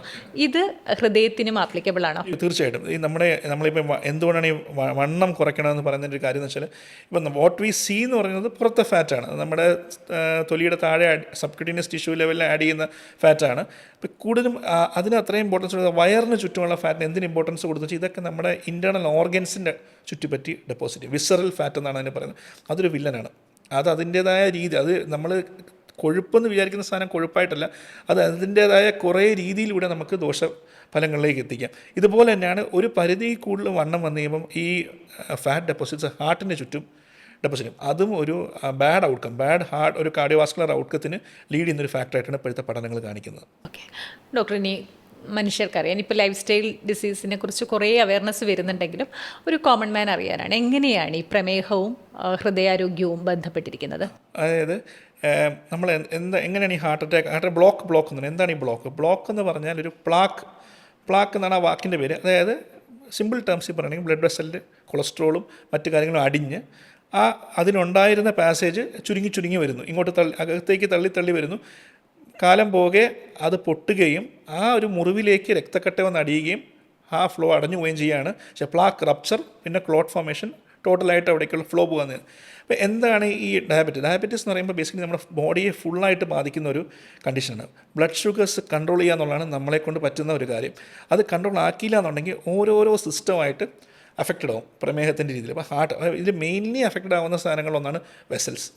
ലാർജ് വെസൽസും സ്മോൾ വെസൽസും അഫക്റ്റ് ആണ്. സ്മോൾ വെസൽസ് എന്ന് പറയുമ്പോൾ നമ്മുടെ കണ്ണിനെ ബാധിക്കുന്നു, ഡയബറ്റീസ് കണ്ണിനെ ബാധിക്കുന്നതാണ്. ലാർജ് വെസൽസ് വരുമ്പോഴാണ് ഹാർട്ട്, സ്ട്രോക്ക്, കിഡ്നിനൊക്കെ ബാധിക്കുന്നു.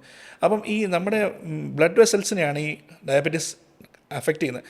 പരമാവധി നമുക്ക് ബ്ലഡ് ഷുഗർ കൺട്രോൾ ചെയ്ത് അതിൽ നിന്ന് സേവ് ചെയ്യാൻ വേണ്ടി നോക്കാൻ പറ്റും. അതാണ് ഇതിൻ്റെ ഒരു ഡയറക്റ്റ് റിലേഷൻ വരുന്നത്. ഒരു അൺകൺട്രോൾഡ് ആയിട്ട് പോകുന്ന ഒരു ഡയബറ്റിക് ആൾക്ക് ഒരു കാർഡിയക് ഇവൻറ്റ് വരാനുള്ള റിസ്ക് വളരെ അധികമാണ്.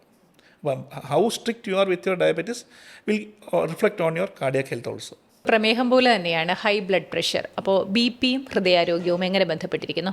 ബിപിയും ഹൃദയാരോഗ്യവും ഇതുപോലെ ഒരു ഇമ്പോർട്ടൻറ്റ് കാര്യം തന്നെയാണ്. കാരണം നമ്മുടെ ബോഡിയിൽ രക്തക്കൊള്ളികളെ ഒരു പ്ലംബിംഗ് സിസ്റ്റം, ഒരു പൈപ്പ് സിസ്റ്റം പോലെ ആലോചിച്ചാൽ മതി.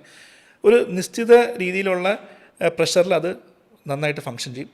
കുറഞ്ഞു പോയാൽ അതിൻ്റെ അവിടേക്കൊന്നും ബ്ലഡ് എത്തിക്കാനുള്ള ക്ഷമത കുറയും. കൂടിക്കഴിഞ്ഞാൽ അതിൻ്റേതായ ബുദ്ധിമുട്ടുകളുണ്ടാകും. ബി പി ക്രമാതീതമായി കൂടി ഒരുപാട് ബി പിയുടെ ഒരു പ്രശ്നവും ഇത് തന്നെയാണ്. ഹൈ ബി പി ഉള്ള ഒരാൾ ഒരിക്കലും എനിക്ക് ഹൈ ബി പി ആണെന്ന് പറഞ്ഞ് വരില്ല. അവർ ചുമ്മാ വന്ന് ചെക്ക് ചെയ്യുന്ന ഇതേമേ ബി പി 180, 90, 180, 100 അവരറിയുന്നില്ല. 190, 200 200 വ്യക്തിക്കും ഈ എല്ലാവരും പറയുന്ന പോലെ തലപെരുപ്പമൊന്നും ഉണ്ടായിക്കൊള്ളുന്നില്ല, അവരറിയുന്നില്ല. അപ്പം ബി പി എന്ന് പറഞ്ഞാൽ നമ്മൾ എഫേർട്ട് എടുത്ത് ഡെയിലി ചെക്ക് ചെയ്ത് കണ്ടുപിടിച്ചാൽ മാത്രമേ ബി പിയുടെ വാല്യൂ അറിയാവുള്ളൂ, നമ്മൾ കഴിക്കുന്ന മെഡിസിൻസ് ആഡിക്വേറ്റ് ആണെന്ന് അറിയാവുള്ളൂ. ഹൈ ബി പി നിൽക്കുമ്പോൾ ഈ പറഞ്ഞ അതേ പ്രോസസ്സ് തന്നെയാണ് വെസൽ ഡാമേജ് ഉണ്ടാവും. വെസൽ ഡാമേജ് എന്ന് പറയുമ്പോൾ നമ്മുടെ ഈ രക്തക്കൊള്ളിന് 3 ലെയറാണുള്ളത്. അതിൻ്റെ ഏറ്റവും ഉള്ളിലത്തെ ലെയറുണ്ട് എൻഡോത്തീലിയൽ ലെയറിംഗ് എന്നാണ്. അതിനാണ് ഏറ്റവും കൂടുതൽ ഈ ബ്ലഡ് പ്രഷറിലെ വ്യതിയാനം കാരണമുള്ള ക്ഷത വയ്ക്കുന്നത്. എല്ലാത്തിൻ്റെയും തുടക്കം അതാണ്. എൻഡോത്തീലിയൽ ഡിസ്ഫങ്ഷനാണ് എല്ലാത്തിൻ്റെയും തുടക്കം. ഇത് തീരെ ഞാൻ തിയറി ലെവലിലേക്ക് ഇറങ്ങിയതാണ്. ബി പി നല്ല രീതിയിൽ കൺട്രോൾ ചെയ്യാത്തൊരു വ്യക്തിക്ക് ഒരു ഇവൻറ്റ് ഡയബറ്റീസിനെ പോലെ തന്നെ പ്രാധാന്യം അർഹിക്കുന്ന ഒരു കാര്യം തന്നെയാണ് ബി പി. അതാണ് നമ്മുടെ മെയിൻ 2 കൺട്രോൾ ചെയ്യാൻ പറ്റുന്ന കാര്യങ്ങൾ ഡയബറ്റീസും ബി പി ആണ്. പിന്നെ ഒബ്വിയസ്ലി കൊഴുപ്പടിയുന്നതുകൊണ്ട് കൊളസ്ട്രോളും കൺട്രോളിൽ വയ്ക്കണം. ഓക്കെ ഡോക്ടർ, ഇത് നമ്മളൊരു വലുതിൽ നിന്ന് ചെറുതിലേക്ക് എന്നൊരു ഓർഡറിൽ ക്രമീകരിച്ചാൽ ഏറ്റവും ശ്രദ്ധിക്കേണ്ടത് ഏതായിരിക്കും, 2ാം സ്ഥാനം ഏതായിരിക്കും, അങ്ങനെ പറഞ്ഞാൽ ഏതാ? ആക്ച്വലി അങ്ങനെ പറയുന്നത് ശരിക്കും തെറ്റാണ്. അപ്പോൾ അങ്ങനെ ഒരു ബി പി ഷുഗർ നല്ലോണം കൺട്രോൾ ചെയ്തിട്ട് ബി പിയിൽ ശ്രദ്ധ തരിക. 3ഉം നമ്മൾ കൺട്രോൾ ചെയ്യണമെന്ന് വെച്ചാൽ ഇതൊക്കെയാണ് നമ്മൾ റിസ്ക് ഫാക്ടേഴ്സ് എന്ന് പറയുന്നത്. ജെനറ്റിക്സ് ഒരു ഫാക്ടറാണ്. ജെനറ്റിക്സ് എന്ന് പറയുമ്പോൾ ഞാനിപ്പോൾ ആരും പേടിക്കാനോട് പറയുന്നില്ല. പ്രായം ചെന്ന ഒരു വ്യക്തിക്ക് വരുന്നത്, ഒരു പ്രായം ചെന്ന അച്ഛനും അമ്മയ്ക്കും ഒരു അറ്റാക്കോ സ്ട്രോക്കോ വരുന്നൊരു റിസ്ക് ഫാക്ടറായിട്ട് എടുക്കേണ്ട ആവശ്യമില്ല. പ്രിമച്വറായിട്ട്, അതായത് ഒരു 50-60 വയസ്സിനിടയ്ക്ക് അച്ഛനോ അമ്മയ്ക്കോ അല്ലെങ്കിൽ സഹോദരങ്ങൾക്ക് ആർക്കെങ്കിലും ഒരു ഹാർട്ട് അറ്റാക്കോ സ്ട്രോക്കോ ഉണ്ടായാൽ നമുക്ക് അങ്ങനത്തെ ഒരു ഇവൻ്റ് ഉണ്ടാവാനുള്ള റിസ്ക് കൂടുതലാണ്. ഉണ്ടായിക്കൊള്ളണമെന്നൊന്നുമില്ല. കാരണം നമ്മൾ രണ്ട് വ്യക്തികളാണ്. ജെനറ്റിക്സ് സെയിം ആണെങ്കിലും നമ്മൾ ജീവിക്കുന്ന രീതിയിലല്ല വേറൊരാൾ ജീവിച്ചിട്ടുണ്ട്. നമ്മുടെ ശീലങ്ങളല്ല വേറൊരാളുടെ ശീലം. അപ്പം ഇതിൽ 3ഉം കൺട്രോൾ ചെയ്യുന്നതാണ് എപ്പോഴും ആഡിക്വേറ്റ്, എപ്പോഴും ഒപ്റ്റിമം. പിന്നെ ഏറ്റവും ഇതിൽ ശ്രദ്ധ കൊടുക്കേണ്ട സാധനങ്ങൾ ഡയബറ്റീസും ബി പിയുമാണ്. കാരണം കൊളസ്ട്രോൾ ഇൻവേരിയബിളി നിങ്ങൾ ചെക്ക് ചെയ്യാതെ നമുക്ക് ട്രീറ്റ് ചെയ്യാൻ പറ്റില്ല. പിന്നെ anyways you will be put on A cholesterol lowering drug if you are under follow up of A cardiologist. ഇതൊന്നും ഇല്ലാത്തൊരു വ്യക്തിയാണെങ്കിൽ ഡെഫിനറ്റ്ലി കൊളസ്ട്രോൾ ചെക്ക് ചെയ്യണം. കൊളസ്ട്രോളിൽ തന്നെ ശ്രദ്ധിക്കേണ്ട ഒരു കാര്യമാണ് LDL cholesterol, low density cholesterol എന്ന് നമ്മൾ ചീത്ത കൊളസ്ട്രോളിന് കോമൺ ലാംഗ്വേജിൽ പറയുന്നത്. അതാണ് നമ്മൾ ടാർഗറ്റ്. ഇതിനൊക്കെ ഇപ്പം എല്ലാത്തിനും ടാർഗറ്റ്സ് നിർദ്ദേശിച്ചിട്ടുണ്ട്. അപ്പോൾ അത് നമ്മൾ പറയും, നിങ്ങൾ തന്നെ ചെയ്താൽ മതി, നിങ്ങൾ നോക്കിയിട്ട് ഇതിൻ്റെ താഴെ വന്നില്ലെങ്കിൽ എന്നെ ഒന്ന് കാണണം, നമുക്ക് ഡോസ് കൂട്ടണം. ഡോക്ടർ, അങ്ങനെ ഒരു റൊട്ടീൻ ചെക്കപ്പിലേക്ക് പോവുകയാണെങ്കിൽ കൊളസ്ട്രോൾ ഏത് നമ്പറിന് താഴെ നിർത്തുന്നതാണ് നല്ലത്? ടോട്ടൽ കൊളസ്ട്രോളിന് ഒരു ടാർഗറ്റ് വെച്ച് പോകുന്നതിന് ഇപ്പം വലിയ ഇമ്പോർട്ടൻസ് പറയുന്നില്ല. LDL target, HDL target. HDL എന്ന് വെച്ചാൽ നല്ല കൊളസ്ട്രോളാണ്. അത് ബേസിക്കലി കൂട്ടാനായിട്ട് മരുന്നുകൾ ഉണ്ടായിട്ട് ഫസ്റ്റ് തിങ് മരുന്നുകൾ അത്ര ലഭ്യമല്ല. അങ്ങനെ ചെയ്ത പഠനങ്ങളൊന്നും അത്ര നല്ല റിസൾട്ട് കിട്ടിയിട്ടില്ല. HDL എങ്ങനെ കൂട്ടാം? വ്യായാമം കൊണ്ട് കൂട്ടാം, നല്ലൊരു ജീവിതശൈലി കൊണ്ട് കൂട്ടാം. അങ്ങനെ അല്ലാണ്ട് അതിന് മരുന്ന് വെച്ച് കൂട്ടേണ്ട ആവശ്യമില്ല. നല്ല ഫിസിക്കലി ആക്റ്റീവായ ഒരു വ്യക്തിയുടെ HDL അയാൾ ആക്റ്റീവ് അല്ലാത്ത സമയത്ത് കാട്ടിയും കൂടുതലായിരിക്കും. LDL കൊളസ്ട്രോൾ കുറയ്ക്കാൻ മരുന്നുകളുടെ സഹായം എടുക്കാൻ നമ്മുടെ ദിനചര്യയുടെയും ജീവിതചര്യയുടെയും ക്രമീകരണത്തിൽ പറ്റും. ഈ മരുന്നുകൾ വെച്ച് നമ്മൾ എത്തേണ്ടത് ഒരു കോമൺ രീതിക്കാണ്. വലിയ റിസ്ക് ഫാക്ടറൊന്നും ഇല്ല, നോർമലായിട്ട് പോകുന്ന ഒരാൾ. എന്നാൽ എനിക്ക് കൊളസ്ട്രോൾ കൺട്രോൾ എന്നുണ്ടെങ്കിൽ മരുന്ന് വെച്ച് വേണമെന്നില്ല, LDL 100 താഴെ കീപ്പ് ചെയ്താൽ വളരെ നല്ലതായിരിക്കും. For a very low risk person 100 താഴെ കീപ്പ് ചെയ്യുന്നതാണ് നല്ലത്. സ്ട്രിക്റ്റായിട്ട് ഇപ്പോൾ അതെല്ലാം സ്ട്രിക്റ്റായിട്ട് നിർദ്ദേശിക്കുകയാണ്. ഇനി ഒരു ഹാർട്ട് അറ്റാക്ക് ഉണ്ടായിട്ടുള്ളൊരു വ്യക്തിയാണെങ്കിൽ better keep it below 70, ideally 55. Indian guide lines ഇറങ്ങിയിട്ടുണ്ട്. ഇന്ത്യൻ ഗൈഡ് ലൈൻസ് കുറച്ചുകൂടെ സ്ട്രിക്റ്റാണ്, 40. അപ്പോൾ എൻ്റെ അടുത്ത് ഇത് ചോദിച്ചാൽ നന്നായി. ഇതിൽ ഒരു ചോദ്യം എന്ന് വെച്ചാൽ, സാർ അത് കഴിച്ച് LDL 30 ഇനി ഇതുപോലെ പ്രശ്നം വരുമോ? ഒരു പ്രശ്നം വരില്ല. നമ്മുടെ കാർഡിയോളജി ബോഡി പറഞ്ഞാൽ you can make it as low as you want. അത് കാരണം ഒരു പ്രശ്നം വരില്ല എന്ന് തന്നെയാണ് പറയുന്നത്. അത് കുറഞ്ഞു പോയി എന്ന് പറഞ്ഞ് പേടിച്ച് ഡോസ് കുറയ്ക്കാൻ നിൽക്കേണ്ട. ലോ ടാർഗറ്റ് മെയിൻറ്റെയിൻ ചെയ്യുക. നിങ്ങൾക്ക് മരുന്ന് കഴിക്കുന്നതുകൊണ്ട് അതിൻ്റെതായ ബുദ്ധിമുട്ടുകളൊന്നും ഇല്ലാന്നുണ്ടെങ്കിൽ you continue the target. Always ഒരു ഇവൻറ്റ് കുറയ്ക്കാൻ ലോ LDL സഹായിക്കും. ഓക്കെ ഡോക്ടർ, ഇത് കേൾക്കുമ്പോൾ തോന്നുന്ന സംശയം, ഞാൻ ഇപ്പോൾ എൻ്റെ ഒരു LDL ഒരു 103 ആണ്. അപ്പോൾ ഞാൻ എന്നും ഈ കടുക് വറുത്ത എണ്ണയൊക്കെ ഉപയോഗിക്കാറുണ്ട്. അപ്പോൾ ഈ വെളിച്ചെണ്ണ ഉപയോഗിക്കുന്നതാണോ പ്രശ്നം, നെയ്യ് ഉപയോഗിക്കുന്നതാണോ പ്രശ്നം? ഇങ്ങനെ നമ്മൾ ഉപയോഗിക്കുന്ന എല്ലാ സാധനങ്ങളും നമുക്ക് ഓർമ്മ വരും. നമ്മൾ ഈ ഒഴിവാക്കേണ്ട ചില കാര്യങ്ങൾ ഒന്ന് പറഞ്ഞുതരാമോ?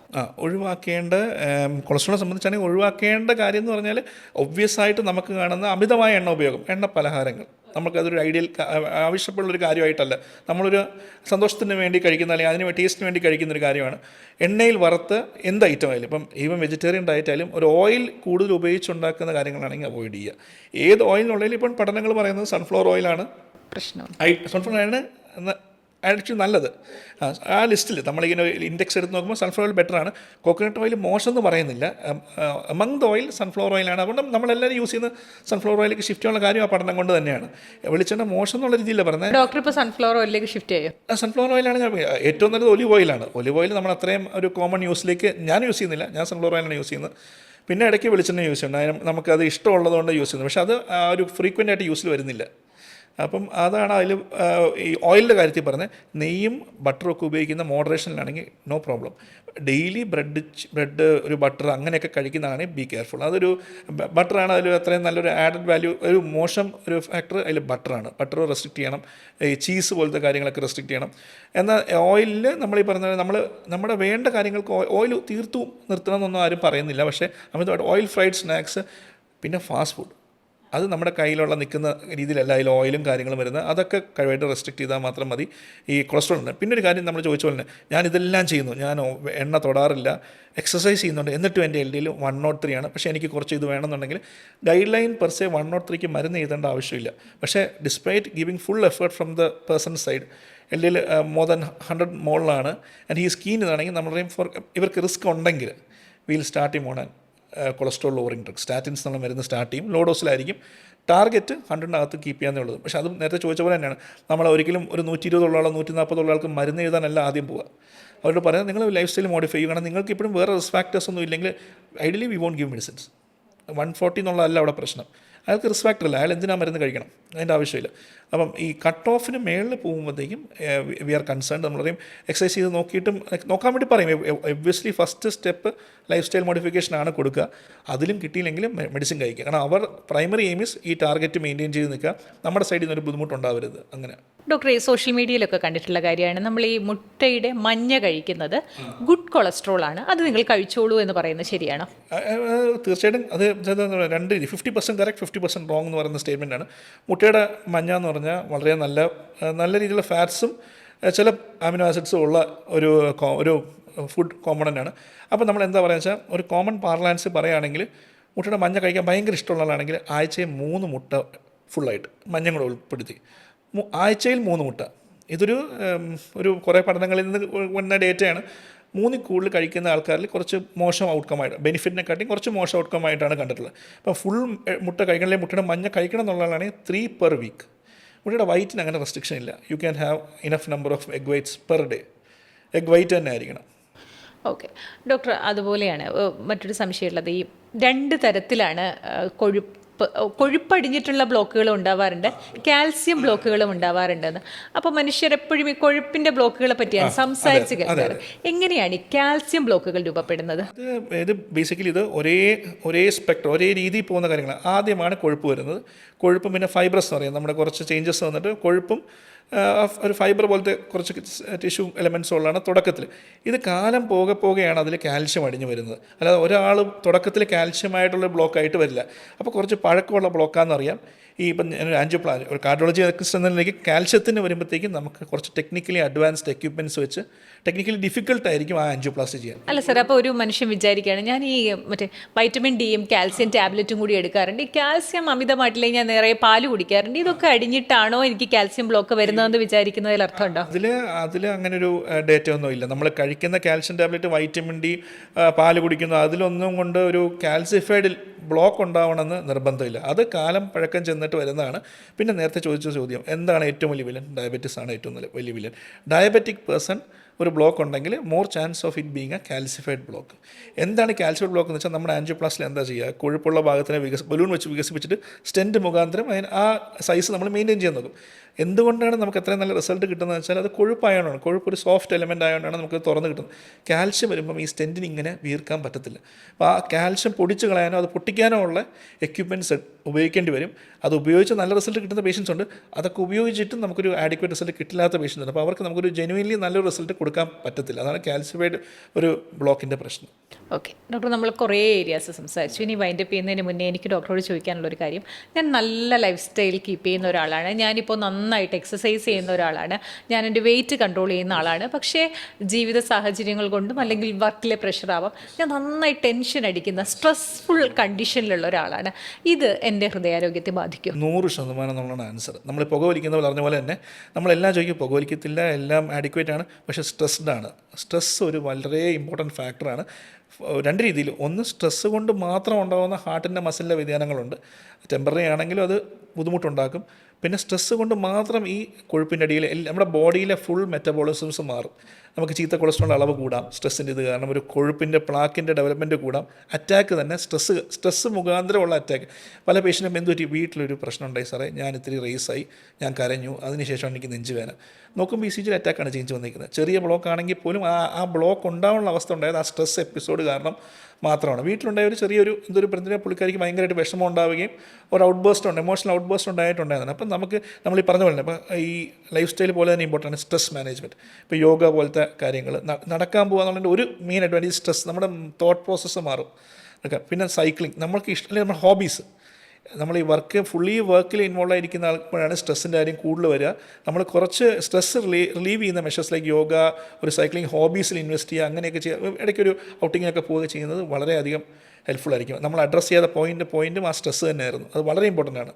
ഡോക്ടർ, ഇത് പറയുമ്പോൾ ഉണ്ടാകുന്ന ഒരു സംശയം, പെട്ടെന്ന് വീട്ടിലൊരു പ്രശ്നം വരികയാണ്, എനിക്ക് താങ്ങാൻ പറ്റാത്തൊരു ഗ്രീഫ് വരുന്നു, എനിക്ക് വളരെ സ്ട്രെസ് ഉണ്ടായി, അപ്പോഴെൻ്റെ ഹാർട്ടിനെ പെട്ടെന്ന് അങ്ങ് ബാധിക്കുമെന്നാണോ അതോ എപ്പിസോഡിക്ക്? ഞാൻ കുറേ നാളായി സ്ട്രെസ്സിന് കുറേ നാളെ സ്ട്രെസ് എടുക്കുന്ന ആൾക്ക് നമ്മൾ നേരത്തെ പറഞ്ഞ അതേ കാര്യമാണ്. അപ്പോൾ ആ പറഞ്ഞ ഒരാൾക്ക് ഹാർട്ടിൽ ബ്ലോക്ക് ഉണ്ടായി കൂടി പ്രശ്നം ഉണ്ടാകും. അയാൾക്കൊരു ഭയങ്കര എമൗണ്ടിലുള്ള സ്ട്രെസ് വരുന്നില്ല, പക്ഷേ പെർസിസ്റ്റൻ്റ് ആയിട്ട് അയാൾ സ്ട്രെസ്ഡാണ്. മറ്റേ ഇവൻറ്റ്, പെട്ടെന്നൊരു ഇവൻ്റ് ഉണ്ടായി, ഭയങ്കര സങ്കടത്തിലായി, നല്ല രീതിയിൽ വിഷമിച്ചിരിക്കുകയാണ്, ബുദ്ധിമുട്ടുണ്ടായി, തീരെ വയ്യ, അവർക്ക് അപ്പം പ്രശ്നം ഉണ്ടാവും. അതിന് നമുക്ക് ഹാർട്ട് അറ്റാക്ക് ആയിക്കൊള്ളണമെന്നില്ല. അതുണ്ടാകുന്നതിന് നമുക്ക് സ്ട്രെസ് കാർഡിയോമയോപ്പതി എന്നൊരു എൻറ്റിറ്റി തന്നെ ഉണ്ട്. നമ്മുടെ ഹാർട്ട് അറ്റാക്ക് പോലെയല്ല, പക്ഷേ അത് ഇതുപോലെ തന്നെ ഹാർട്ട് പമ്പിങ് ബാഡായിട്ട് വേഴ്സായിട്ട് ബാധിക്കാം. അതൊന്ന് പറയാം, അത് ഹാർട്ടിൽ വരുത്തുന്ന മാറ്റങ്ങൾ എന്തൊക്കെ? അതെന്ന് പറഞ്ഞാൽ ഇനി നമ്മൾ സ്ട്രെസ് കാർഡിയോമയോപ്പതി എന്ന് പറയുന്നത് ടാക്കോട്സുബോ കാർഡിയോമയോപ്പതി എന്നാണ്, ജാപ്പനീസ് ആണ് കണ്ടുപിടിച്ചപ്പോൾ. ഇത് വരുന്നതെന്ന് പറഞ്ഞാൽ സ്ട്രെസ്സ് വരുമ്പോൾ നമുക്ക് ഒരുപാട് നമ്മുടെ കുറേ ഹോർമോൺസ് ഉണ്ട്, അഡ്രിനൽ ഹോർമോൺസ്, കാറ്റക്കോളമിൻ സർജ് എന്ന് പറയും, അഡ്രിനാലിൻ, നോറിൻ, അങ്ങനെ നമ്മൾ അഡ്രിനാലിൻ റഷ് എന്നൊക്കെ പറയുന്നത്. അപ്പോൾ നമ്മൾ സ്ട്രെസ്ഡ് ആണ്. അപ്പോൾ ഇതൊക്കെ കൂടി നിൽക്കുമ്പോൾ ഇത് കാരണമുള്ള ചില വ്യക്തികൾ, എല്ലാ വ്യക്തികൾക്കും സ്ട്രെസ് ഔട്ട്കം വരുമ്പോൾ ഇങ്ങനെ വരുന്നില്ല. ഇതിന് പ്രോണായ ചില വ്യക്തികൾക്ക് ഹാർട്ടിൻ്റെ പമ്പിങ് മോശമായ രീതിയിൽ ബാധിക്കും. ഹാർട്ടിൻ്റെ പമ്പിങ് നല്ല രീതിയിൽ കുറഞ്ഞിട്ട് ഇവർക്ക് നെഞ്ചുവേദന വരും, ECGയിൽ ചേഞ്ചസ് വരും. ഇവരെ ഒബ്വിയസ്ലി നമുക്ക് TMT ചെയ്യാൻ അല്ല, ഇവർക്ക് തീരെ വയ്യായിരിക്കും. ഇവരെ അപ്പോൾ നമ്മൾ ആൻജിയോഗ്രാം ചെയ്യുമ്പോൾ മാത്രമേ ഇവർക്ക് ഡെഫിനറ്റ്ലി സ്ട്രെസ് കാർഡിയോമയോപ്പതി ആണെങ്കിൽ കൊറോണറി ആർട്ടറി, ഹാർട്ടിൻ്റെ ആർട്ടറിയിൽ ബ്ലോക്ക് കാണില്ല. അതുകൊണ്ട് മാത്രമേ കംപ്ലീറ്റ് ആയിട്ട് ഡയഗ്നോസ് ചെയ്യാൻ പറ്റൂ. അവരെ അപ്പം ഇൻവേരിയബിളി നമുക്ക് അവരെ ആൻജിയോഗ്രാം ചെയ്തേ പറ്റുള്ളൂ. കാരണം ഇവർ പ്രസൻറ്റ് ചെയ്യുന്നത് ഒരു ഹാർട്ട് അറ്റാക്ക് പോലെ ആയിരിക്കും ECG. പക്ഷേ എക്കോ ചെയ്ത് നോക്കുമ്പോൾ നമുക്കൊരു കുറച്ച് ക്ലൂ കിട്ടും. ആ ക്ലൂവും പക്ഷേ is same for one type of a heart attack and for this condition. Definite answer വേണമെങ്കിൽ you have to go do an angiogram. Angiogram will show no block if it is a stress cardiomyopathy. ഇതിപ്പോൾ ഞാനിപ്പോൾ ഒരു add on point പറയാം. സങ്കടത്തിൻ്റെ കാര്യം പറഞ്ഞു. ഇതിൻ്റെ same തിരിച്ചാലോചിച്ച് നോക്കണം. കുറേ സന്തോഷം വന്ന് ഹാർട്ടിൻ്റെ പമ്പിങ് ബാധിക്കും. അതിൻ്റെ പേരാണ് ഹാപ്പി ഹാർട്ട് സിൻഡ്രോം. ഇതിൻ്റെ കറക്റ്റ് ഇമോഷണൽ ഔട്ട്ബേഴ്സ് തന്നെ, പക്ഷേ സന്തോഷം ഭയങ്കര സന്തോഷം പെട്ടെന്ന് വന്ന് ഇങ്ങനെ പ്രോണായ ആൾക്കാർക്ക് ഇതേ സെയിം സാധനം ഒള്ളി തിങ് സന്തോഷം കാരണമാണ് ഇത്തവണ സർജറി ഉണ്ടായത്, മറ്റത് വിഷമം കാരണം ഉണ്ടായി. അങ്ങനെ രണ്ട് എൻറ്റിറ്റിയും ഡിഫൈൻഡ് ആണ്. പേഷ്യൻസും വരാറുണ്ട്. ഓക്കെ, ആക്ച്വലി ഇതൊരു വലിയ പോയിൻ്റാണ്. കാരണം ഞാൻ കാർഡിയക് സർജനോട് ഒരിക്കൽ ചോദിച്ചിട്ടുണ്ട്, ഈ ഹൃദയം വൈകാരിക ഇടങ്ങളുടെ ഒരു സ്ഥലമാണെന്നാണല്ലോ നമ്മൾ പറയാറ്. ഡോക്ടർക്ക് അങ്ങനെ തോന്നിയിട്ടുണ്ടോ? ഡോക്ടർ ഇല്ല, എനിക്ക് ഹൃദയം അങ്ങനെയല്ല ഞാൻ കണ്ടിരിക്കുന്നതെന്നാണ്. പക്ഷേ ആക്ച്വലി അത് തമ്മിലൊരു കണക്ഷൻ ഉണ്ട് എന്നുള്ളത് നമ്മളെ എന്താ പറയുക, ഇപ്പം വൈകാരികത കാരണമുള്ള റിയാക്ഷൻസ് വഴി ബാധിക്കപ്പെടുകയാണല്ലോ. ഇപ്പം ഈവൻ നമ്മൾ അങ്ങനെ നോക്കുകയാണെങ്കിൽ പോലും ആ കണക്റ്റഡ് ആണ്. ഏത് മെക്കാനിസം ആയിക്കോട്ടെ, പക്ഷേ തുടക്കം ഇതും അഫക്റ്റ് ആവുന്ന ഹാർട്ടും തന്നെയാണ്. അത് ആ രീതിയിൽ കണക്റ്റഡ് തന്നെയാണ്. ഡോക്ടർ, അപ്പോൾ ഇതൊക്കെ വെച്ചിട്ട് നമുക്കൊരു ഹൃദയാരോഗ്യത്തിന് ഒരു പ്രിവെൻറ്റീവ് കാർഡിയോളജിയിലേക്ക് നമ്മൾ വന്ന് വൈൻഡപ്പ് ചെയ്യുകയാണെങ്കിൽ ഒരു 5 ഗോൾഡൻ റൂൾസ് പറഞ്ഞു തരുമെന്ന് പറഞ്ഞാൽ എന്തായിരിക്കും അങ്ങേക്ക് പറയാനുണ്ട്? 5 ഗോൾഡൻ റൂൾസ്. ഓക്കെ, നമുക്ക് ഫസ്റ്റ് ഒരു ഏതാൾക്കും അപ്ലൈ ചെയ്യാൻ പറ്റുന്ന പോലെ രീതിയിലുള്ളതാണെങ്കിൽ ഫസ്റ്റ് എന്ന് വെച്ചാൽ ഒരിടത്ത് ഇരിക്കുന്ന സ്വഭാവം മാക്സിമം നമ്മൾ റെസ്ട്രിക്റ്റ് ചെയ്യുക. കിടക്കുമ്പോൾ കിടന്നുറങ്ങുക, ഇല്ലാതെ ഇരിക്കേണ്ട, നടക്കുക. അല്ലെങ്കിൽ always be on the move, നിൽക്കണം, നടക്കുക. അപ്പോൾ നമുക്ക് എന്തെങ്കിലും നമ്മൾ ഇപ്പം ഒരു ഉദാഹരണം ലിഫ്റ്റിന് നമുക്ക് അവോയ്ഡ് ചെയ്യാൻ പറ്റുന്ന ഫ്ലോർസേ ഉള്ളെങ്കിൽ പടി കയറി പോവുക. അതൊക്കെയാണ് നമ്മൾ എക്സസൈസ് സ്ക്വീസിങ് ചെയ്യുന്നത്. പിന്നെ diet, we are responsible for what we take in. അപ്പോൾ അത് നമ്മൾ റെസ്പോൺസിബിലിറ്റി എടുക്കണം. പിന്നെ പക്ഷേ ഇതൊക്കെ ചെയ്യുന്ന സമയം ഞാൻ ഡയബറ്റിക് ആണ്, ഹൈപ്പർടെൻഷൻ, നമ്മുടെ ആ നമ്പേഴ്സൊക്കെ കൺട്രോൾ ചെയ്താൽ you will have A perfectly normal life. അപ്പോൾ റിസ്ക് ഫാക്ടർ കൺട്രോൾ നമ്മുടെ റെസ്പോൺസിബിലിറ്റിയാണ്. പിന്നെ ഉള്ളൊരു കാര്യം വെച്ചാൽ എന്ത് ബുദ്ധിമുട്ടുണ്ടായാലും സ്വന്തമായിട്ട് ട്രീറ്റ് ചെയ്ത് വാല്യുബിൾ ടൈം കളയരുത്. Time is the most important thing. നിങ്ങൾ ഇവിടെ കേരളത്തിൽ പ്രത്യേകിച്ചും ഇത്രയും സ്പെഷ്യലിസ്റ്റ് ഉള്ളൊരു സ്ഥലത്ത് you get the help of A medical person, preferably A cardiologist, if you really feel the need is there. അപ്പോൾ അത് കിട്ടും. അത് നമ്മൾ പിന്നൊരു കാര്യം എന്ന് പറഞ്ഞാൽ ബി ഹാപ്പി. എന്ത് കാര്യം ഉണ്ടെങ്കിലും what ever you think badly will affect U. So you better be happy. എല്ലാ കാര്യങ്ങളും സ്ട്രെസ് റിലീവ് ചെയ്യാനുള്ള കാര്യങ്ങളിലേക്ക് പോവുക. എല്ലാത്തിനും കൂടുതൽ അറ്റാച്ച്ഡ് ആയിട്ടിരിക്കുക, റിലാക്സ്ഡ് ആയിട്ടിരിക്കുക. Okay, thank you so much.